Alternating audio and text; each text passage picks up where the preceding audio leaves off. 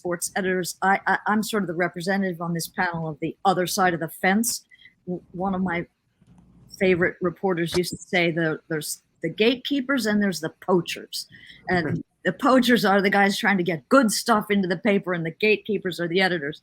So I will represent them. But I just want to point out, Sri, 3 of the 4 people on this call were hired by the great Joe Vecchione, whom Bill Rhoden mentioned.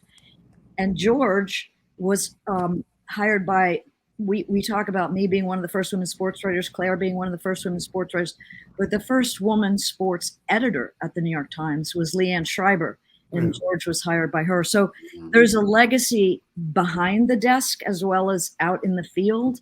And I feel really lucky that I have been on both sides, the poacher and the gatekeeper. But and then I also think we'll get around to this, but the legacy of the sports department is also,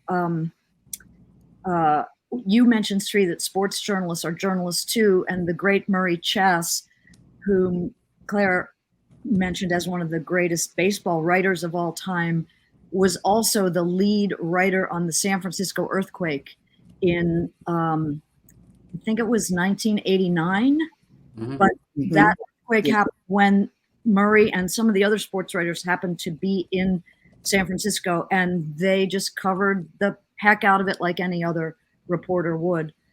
So those are some of the legacies, are the fact that we always did honor Times journalism as being the highest caliber journalism we could achieve. And we had the great columnists of the Sports of the Times in a long line legacy. That's what I'm saddest about seeing the department go, is that legacy of great writers that, the other 3 people on this call represent.